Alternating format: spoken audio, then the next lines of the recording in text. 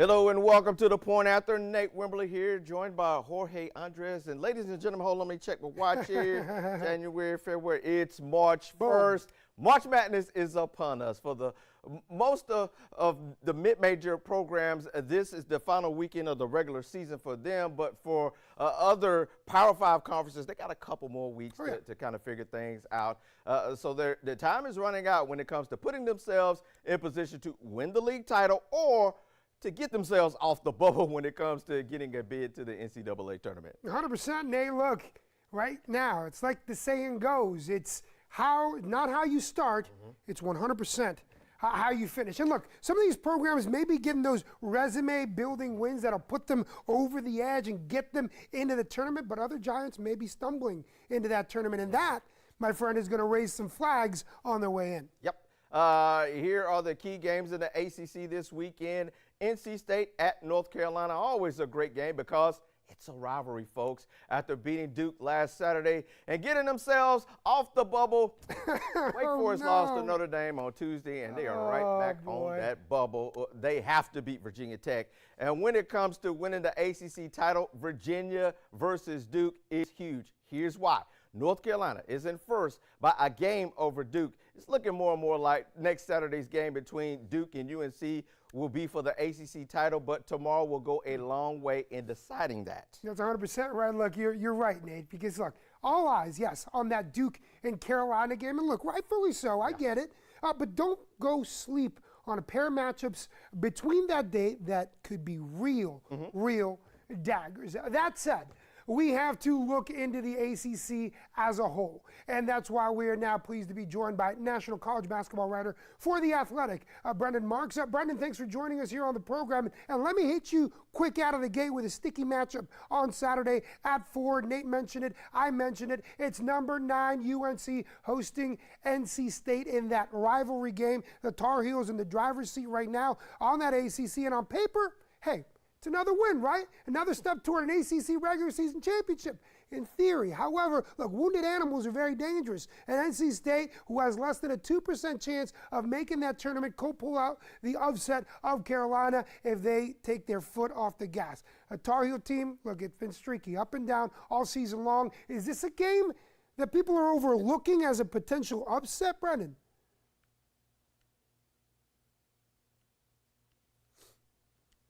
I think we got you on mute there, Brendan, if you want to go ahead and take that.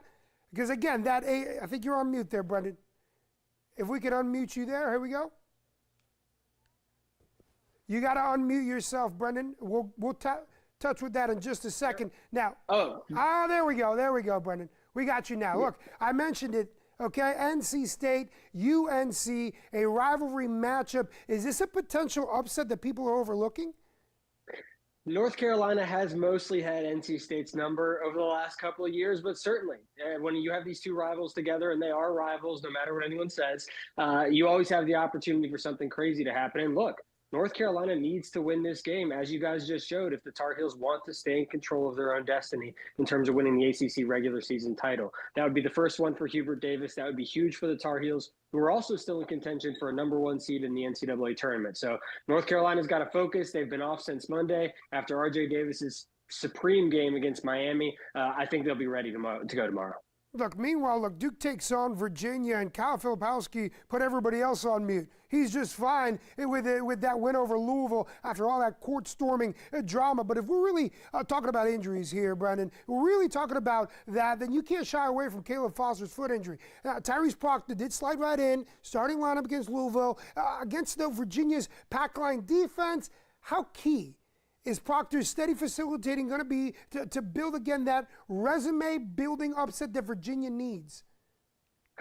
Yeah, it's huge for both of these teams. You know, on the Duke side of things, like you mentioned, Caleb Foster being out, I would be surprised if he plays again in the regular season. Obviously, Duke would love to get him back for that North Carolina game next Saturday, but really at this point, you want to get him healthy for the ACC tournament and then March Madness thereafter. But Duke, again, you have to win this game if you want to keep pace with North Carolina and try and either win the ACC outright or at least win a share of it. And I'll be interested to see what Tyrese Proctor does, especially against that pack line defense. You know, he is at his best in ball screen scenarios. Virginia likes to make those a little bit tricky. So he's one of the keys to the game for me. And then on the flip side of things with Virginia, this is a team that very much is still trying to get off the bubble.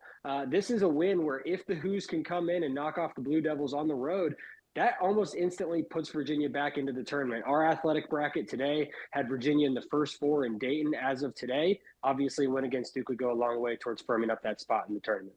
Look, defense is great, but at the end of the day, you got to score points, and Virginia really needs to get on it. Now, we got to talk Clemson as well. They're in that 4 spot in the ACC with wins over North Carolina, who's ranked, Alabama, a ranked team, with Notre Dame, who just came off of an upset over Wake. How comfortable do you see these Tigers as we look at the tournament as it starts winding down the season? Yeah, I think Clemson is playing great basketball right now. You know, Clemson's won 6 out of their last 7 games. And like you mentioned, they have those marquee wins on the resume. At Alabama is always going to look good. Lost to Duke by 1 point on the road, obviously has the win against North Carolina. So Clemson is the team I feel like a lot of people have kind of forgotten about in the ACC, but that is not a team that you want to see either in the ACC tournament or in the NCAA tournament. So quite frankly, I think Clemson is one of the sleeper teams probably to win the ACC tournament altogether. Wow. They've got two more games after this Notre Dame game against teams trying to make it into the NCAA tournament. I hope this is not a trap game, so to speak, that Clemson's overlooking. But the Tigers are legit. They're one of the 3 teams firmly in the tournament in my eyes. Well, look, Wake Forest, they went bananas. Everybody went bananas when they got that win over Duke, and they got that big upset. But then they go and drop a terrible game to Notre Dame. Look, with the Hokies, the Yellow Jackets, and like you mentioned, Clemson left still on their schedule. Does Wake still have a chance here to go dancing and to really do something? Absolutely. You know, I don't want to say that Wake undid all of the good from its win over Duke last Saturday by losing to Notre Dame, but certainly that's a big hit. The Demon Deacons, for as good as they have been this year, the advanced metrics love them. If you watch them, the eye test says that they are an NCAA tournament team. They have really struggled away from home, and they've also really struggled outside that Duke game to actually get the marquee wins that the selection committee looks at. So Virginia Tech is a quality opponent. That is not a game that Wake Forest can afford to lose. Like I mentioned with Virginia, the Athletic right now, as of today, we have Wake Forest also in Dayton in the first 4. So the Demon Deacons are right on the threshold. They really cannot afford to drop this game against Virginia Tech. And again, going into the ACC tournament, I would think Wake Forest needs to probably win at least 1 game, if not 2, to feel really secure about its spot. But Steve Forbes has been on the cusp of the NCAA tournament the last couple of seasons. I do ultimately think this is the year Wake gets in, but there are still a couple of roadblocks before they're actually there. Really quick before I let you go, Brendan, look, everybody talks about the Blue Bloods, North Carolina, Duke. They're the teams that are going to either win the ACC tournament. They're the team that's going to go in there. But if they've also both been extremely streaky, more North Carolina than Duke, at least as of late. If there was one of these teams, one of these ACC teams that really has the legs to not just obviously roll into the tournament, but make a national appearance in the Final Four, maybe even cut down the nets. Of those 2 Blue Bloods, which is it? You know, at the beginning of the year, I would have said Duke. In the middle of the year, I would have said UNC. And now I think there's probably a reasonable argument for both of them. But of the 2, ultimately, as we know, what wins in March? It's guard play. And as we saw on Monday night, North Carolina has one of the best guards, not just in the ACC, but in the country, in RJ Davis. That is a guy who can single-handedly win you games in the tournament. And I think for North Carolina, one of the reasons the Tar Heels had gotten to be number 3 in the country earlier in January is because they were playing elite defense. Since the end of January, that has slipped. They're about 45th nationally since January 30th. The Tar Heels have had a week to get back. I think Hubert Davis will have tightened the screws a little bit.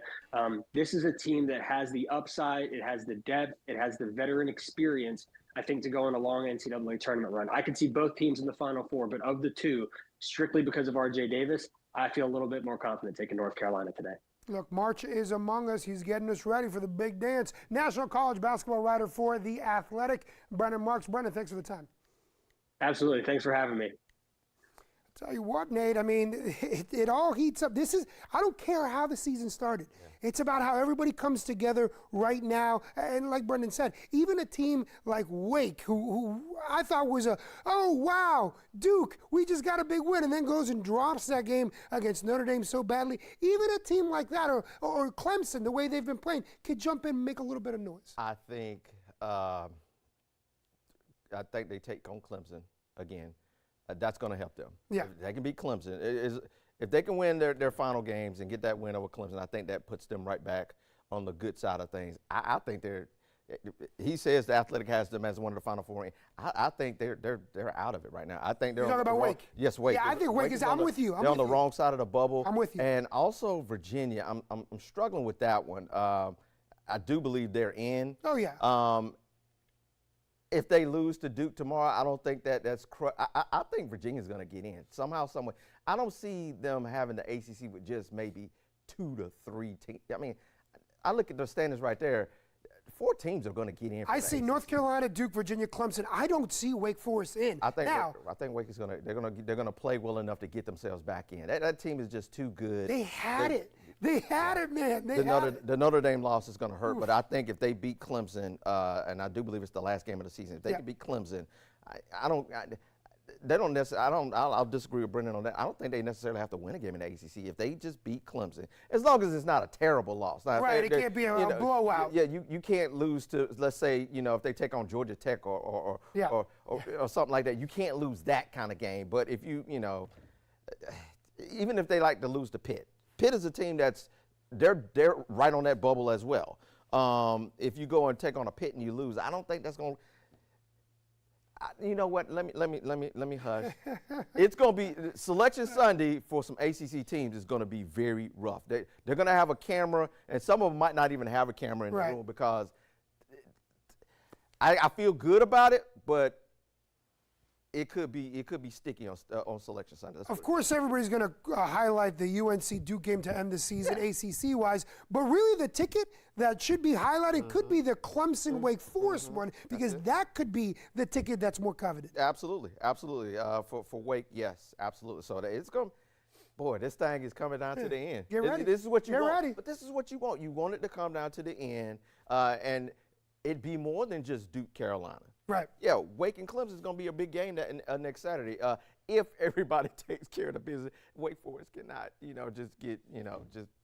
they can't lose another just bad game. No, they just can't. They can't afford any more losses. And like when we started there, do not. I know they're nowhere in the conversation for the big dance, but do not sleep on NC State. They can go ahead and ruin everybody's party if they decide to show up and really put their foot on the gas. Look, whether it's Duke or Carolina. Well.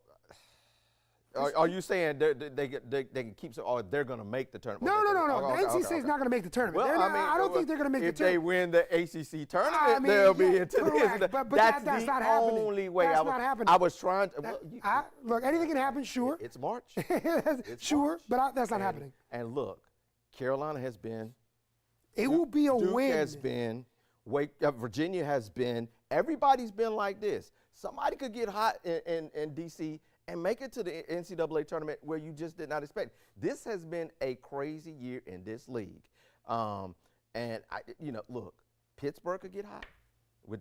They've got great guard play. Sure. NC State could get hot. You just never know. I'm not excluding anybody from the upper end or to that mid-pack and up from winning in D.C., the ACC tournament. I'm not. I'm just not going to do it. I'm more comfortable leaning with one of those teams causing an upset, causing a ruckus for one of the top teams than I am to sit here and say that, maybe an NC State or a Pitt will make a run. That's where I'm more comfortable with. I'm not saying it's impossible. It's been a long time since it's happened. It's due to happen. It happened. All right. It happened. This is why it's great. This is why it's March. Florida State has made some great runs. Yeah, Miami's made some great runs when you weren't expecting it. It has, like I said, it hasn't happened in a while. We're due for one of those. So buckle up.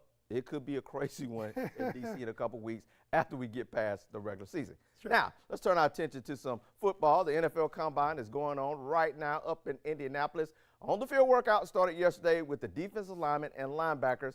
Carolina Panthers general manager Dan Morgan and head coach Dave Canales are up in Naptown trying to find some young talent that will help turn this franchise around. But earlier this week, they were talking about what they already have in the building and the future of some players. Some of the highlights coming out of Dan Morgan's presser, a big key will be trying to re-sign linebacker Frankie Louvu. On the offensive side, this one just kind of shocked me a little bit. Chuba Hubbard is now the lead running back in front of Miles Sanders. Sanders was the big free agent signing last season, but is now second team. What does that mean for Sanders' future? Also, lots of talk about left tackle Ike Ekwonu moving to guard. Morgan says no. Ike is staying at left tackle. He is still young and developing. Maybe a new regime will get the best out of him. But the big question remains, outside linebacker Brian Burns. Will they use the franchise tag to keep him around? We're still working through those conversations. Actually meeting with his agent, Todd France, within the next couple days. We'll have a little more clarity on the situation after that, but we would definitely use it if we had to use it. And, we love Brian. Brian's a Panther, somebody that, I know and that I'm close to. I played with his brother, so, definitely love Brian, but all options are on the table for him. I think we kind of know already that they're going to use the tag. I'm more thinking now towards Frankie Louvu because he was such a disruptor last year for his defense. I don't think they're going to be able to resign him. And I'll tell y'all where I got this. I talked to Wes Bryant from WFNC down the hall, and I agree with him 100%. Frankie played for the Jets and the Panthers. He hadn't done a lot of winning in this league. Right. He's going to probably want to get paid and go to a team that is leaning more towards winning. It's going to be a long time before this franchise is a consistent winner. They're at the ground level of trying to build something special here. Frankie is not, this is the first real time to get a good payday. Also, he can kind of control where he wants to go to maybe affect some winning. So I really don't see them hanging on to Frankie Louvu, which opens up another hole in that defense. And I'll throw this out at you. Watching the linebackers yesterday work out at the NFL Draft Combine, Peyton Wilson, linebacker from NC State, ran a 4.44 40. Just impressed everybody yesterday. If they can't re-sign a Frankie Louvu, 33 might be a linebacker, which sounds kind of crazy. Yeah, it sounds. But Shaq Thompson's getting long in the tooth. Grujay Hill is a free agent. They got a lot of holes in this free agent market on free agency with this defense. So don't be surprised if they can't sign Frankie at 33, they go for an athletic linebacker because they're going to have to retool that side of the ball because, just like I said, Shaq he didn't play. He played the first game, got hurt in the first game, missed the rest of the season. So Shaq is coming back from an injury. We don't know what his future is. Linebacker may become a position of need really quickly. It certainly is. Look, there's a lot of, we already know that the culture is changing in the room. I will give Dan Morgan credit for expressing his willingness and the team's willingness to keep Brian. Frankie, I think, is also in the top conversation. Hey, this is why we backed up the Brinks truck for Brant Tillis. Yeah. This is what Brant Tillis needs to do now. He needs to start crunching those numbers. He needs to start looking at those pieces so that he can get Dan Morgan his thing. This is why that Brinks truck was taken to Kansas City to bring Tillis here. Now crunch those numbers. In terms of Brian Burns, I agree with you. I think we already know what's going to happen. The tag is going to be placed. I think it's going to be the non-exclusive franchise tag so that he can negotiate with other teams so that you do know what his market value is going to be. And then at the end of the day, if you do lose Brian Burns, at least you're getting some picks out of it. It's something out the gate versus somewhere where you would just end up empty-handed. I appreciate the fact that Dan Morgan had that willingness to say that about Brian Burns. And I love, at least so far, the dynamic of, I'm the culture guy. I want you here. We're going to negotiate. All right, now, Brent, you go do your dirty work. You go do the dirty work and crush the numbers, and then really tell me if we can keep him or not. That is huge for me. Now, in terms of Frankie, I think you're spot on with that. I think he's going to be able to dictate where he goes. I don't necessarily think the draft is going to go to a defensive player just because the offense is in such dire need compared to that defense, which was a top 10 defense. Now, that said, not at 33, but you want to look later into the draft, maybe into the second round, third round, okay, I'm with you. I just don't think at 33. And the last point that I'll make, the one that you mentioned there on the running back position, and Miles Sanders going to that second team versus the first team. He got paid all that money. Again, ding, ding, ding, cue Brant Tillis once more. Now, you want to really start to kind of operate this culture within, kind of crunch those numbers within and see where the dead weight really is, who's actually buying in, and buying in to a brand new system that Dave Canales is bringing in. Well, I mean, like, I'm gonna get to Miles in a second after when we start talking offense. But you bring up Brant Tillis, Taylor Moton next year cap hit 29.7 on his last year of his deal. That's probably going to be reworked. Yep. They're probably going to yeah. probably give him an extra year to work some of that money out because the 29.7 you can't take that kind of hit. The one I really worry about is Dante Jackson. He's 15.7 cap hit. They're going to rework some of these numbers. A lot of these contracts are going to be reworked. They got about 40 million. They got about 4, or they're going to get cut. Yeah. You're not cutting Taylor Moton. I'll just start right there. But Dante Jackson could be a potential cut casualty. So there's some stuff that they can do to create more cap space. And we're going to see in these next few weeks, after the March 5th and the league year start, we're going to start seeing. We're already seeing some that, like the Chiefs have released Marquez Valdez-Scantling from their team. So we're going to start seeing this. Now's that time where it's going to pick up to where we're going to start to see some moves because they got to create more cap space for a Brian Burns, for Frankie Louvu, and for all these other free agents that they want to sign, and some of the guys that they need to bring in, because they got to bring in a lot to fill a lot of holes. Look, the picture's been painted. It's Batman and Robin. Dan Morgan's jumping in here saying, yes, I like the culture. Yes, I want. But here's Robin, my accountant, and he's going to tell you if we can afford you. That's what's happening, and that's what we're going to see. So now it's just time to see what's going to be restructured, what's not going to be restructured, and what comes with higher priority when we're talking about culture. All right, here are some of the headlines from Dave Canales and his talk on Tuesday. First, keeping defensive coordinator Ejiro Evero was huge. It's one of the reasons he wanted this job, and he is thrilled that he is coming back because now Canales doesn't have to worry about the defense that finished top 5 last season. And I'll stop right there for a second because that's what the Frankie Louvu, you don't want, if you're going to lose some key players, you got to plug some players in. Yeah. So that's why I say at 33, if you lose a player like Frankie Louvu and you're having issues with Brian Burns, that's why I say it becomes an immediate issue because the linebacker position could potentially go from one of the somewhat strengths to one of the bad ends of it, and then you're trying to plug some more holes with players that you're not sure of. That's why I said it could be at 33. Now, one thing he said about the offense, there is no big fix for Bryce Young, the quarterback. Okay. He is very capable of doing the job. They have to build around Bryce to help him do his job. A big part of that is getting the fundamentals right.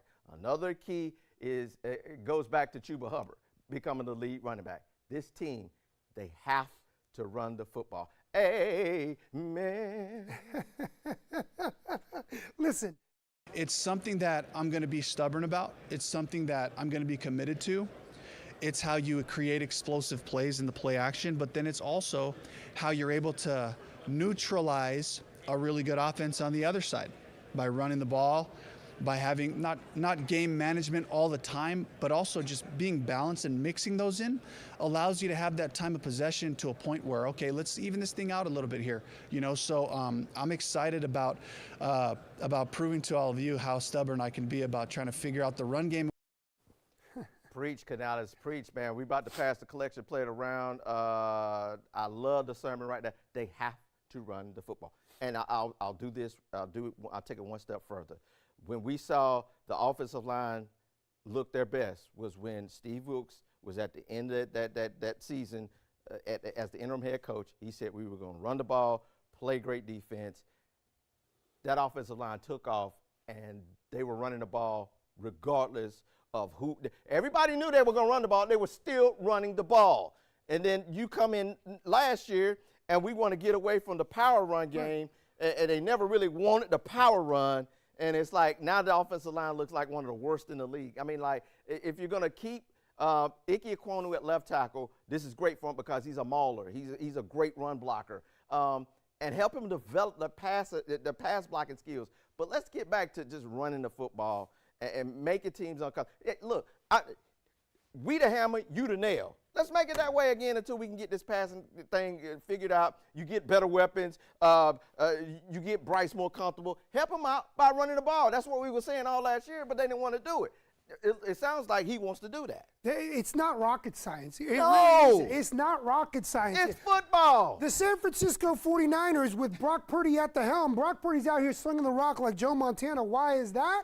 Why They is can that? run the Because they ball. can run the ball. Now, I will say this. Chuba's done great, over 900 yards last season. If you look at that Tampa Bay offense that Canales ran last year, Baker Mayfield's out here looking like the Baker Mayfield everybody dreamed about, throwing for over 4,000 yards, 28 touchdowns. Why? Because Rachaad White is finishing the year with just under 1,000 yards. You got to establish the run, and that's how you open the pass. It's as simple as that. Now, Miles. We talked about Miles. Look, if we want to get a little bit of Chuba on the ground that'll hit you right in the face, but then we get a little bit of Miles on a swing pass, now we're cooking with some gas. That's what we're talking about. And guess what we have? We have a young quarterback, a quarterback that needs confidence. So what does that work with? You work with the tight ends, you work with the swing pass and the running backs. I don't care if Miles is a third down back that's catching balls. Hey, look at what CMC did over in San Francisco. I'm 100% on board with Dave Canales. If you want to fix this team, you at least offensive, baby steps, here we go. Get that kid some confidence by running that ball, by developing that left tackle in Icky, and by really opening up some windows. You need to use Miles because you're paying him some money. So start slinging the rock to him if he's only going to run for 400 yards a year. So at the end of the day, I'm with Canales, and I love every single bit of that. Sanders' cap hit this year, 7.6. They're going to have to rework that. Where's Robin? Where's Robin? Come bring Brent Tillis. I need you to crunch some numbers. I'm not paying my backup running back $7.6 million. So it's either rework it or. That's why Brent Tillis is here. I want to see that in action. Yep. I want to see that in action. Now, I got to tell you this. One conversation before I send us to break. You know you saw it. I saw it, and our reaction, and I think everybody's reaction in the Carolinas was, what is happening? Good gracious. I love this word right here. I love this word right here. A 4% increase is the one that is the average. Word is an average. When we're talking about ticket prices for the Carolina Panthers. Last in total yards, last in passing yards, last in points, but first when it comes to ticket prices, because I'm telling you, this team won 2 games, Nate. And we're raising ticket prices 2 games, and we're raising Now, here's the thing. Spin Hall of Fame for an average 4%. That means, yeah, it might go 1%, 2% if you got a corner seat in the end zone with maybe an obstructed view. But if you got some 50-yard line tickets, that's not going up 4%. That's going up 15%. What are we doing? What are we doing? Win me more than 2 games and stop throwing drinks. And then maybe we can raise the ticket prices. 2-15, and you finish the season by throwing a drink on a fan. Not even an apology, some half statement apology. You want to raise ticket prices? Are you crazy? Have you lost your mind? What are we doing here, man? Right. Read the room. Read the room. Come on, man. If you want to raise something, raise the total yards, raise the passing yards, and raise the points. Don't raise the prices for tickets. All right, I got to take. And that's why you got a D from the players, because you ain't doing your job as the owner.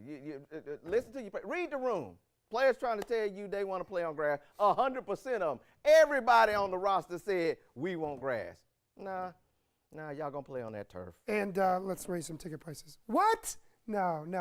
But he bringing us music. Hey, listen, he brought music here to call it. I'm sorry, my bad. Let's get more than 2 wins. Let's start there. I got to take my blood pressure medication after that, and we're going to take a quick break. But when we come back, we're showing you exactly how to stack those units. That's right, sports gambling analyst joining the show after the break.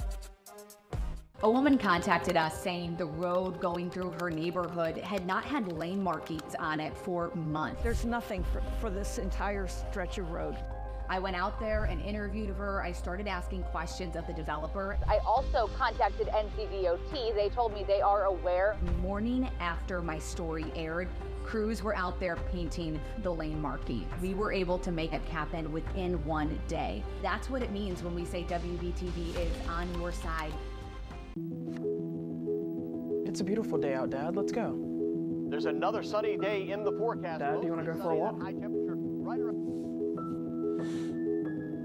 Saturday is a first alert weather day. Several rounds of showers and thunderstorms coming up from the south.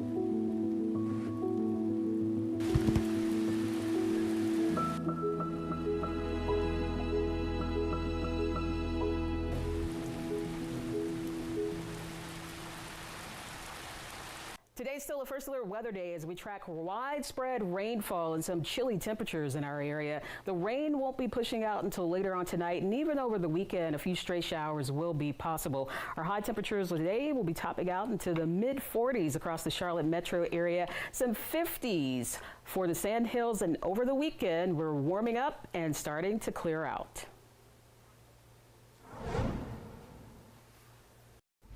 Time now for your locks of the day, the sure thing, your best bets.